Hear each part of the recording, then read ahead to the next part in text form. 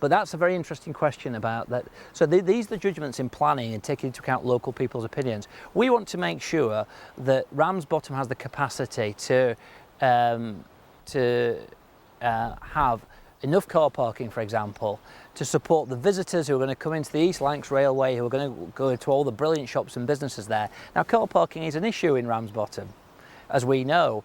So there was talk, we'll have to see whether this is the case, that they might be looking to build another supermarket there. We've already got a number of supermarkets in Ramsbottom. Do we need that? How is another supermarket going to help the local economy? Yes, it's going to employ people, and that's a fantastic thing, but is that the best way to do it? Or is housing the best way to do it? That's why planning should be devolved down to the people. It should be, the politicians should need to listen and even have local referendums on these things, because local people know what's best for Ramsbottom. They know about the local economy. They know if there's not enough car parking space. They know if we need more housing. They know if we need the development you're talking about. The proposal had virtually no affordable housing on it whatsoever. None, zero. How can that be? Perhaps I'm wrong on this, but I can't believe there's many people in Ramsbottom who think that a development at a brownfield site should have no affordable housing. So if you're a young kid in Ramsbottom, you can't afford to buy a house there.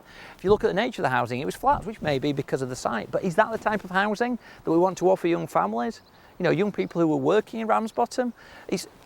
Do we want a situation where if you have a job in Ramsbottom, you've got to live miles and miles and miles away to get there? You know, what are the public transport links? You know, all of these things are linked into that. So the developers now pulled out, so we'll just have to see how it goes with that. But I think the next application, we need a real big community input into that, because in many ways, I agree with the development of brownfield sites, but there were some very unsatisfactory elements, I think, of the last application. And we've also got the flooding element, which just throw that in, and you've got a numerous things. So what people in Ramsbottom should be expecting me to do, no matter what, is whatever the development is there, let's look and continue what I'm doing, speaking to the Environment Department about looking at flood defences, how we can make that better.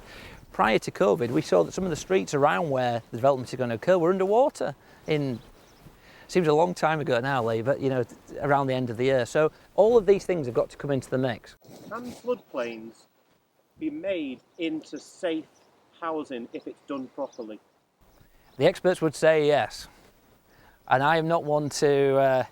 I think that floodplains create some unique problems in terms of flooding and in terms of their appropriateness.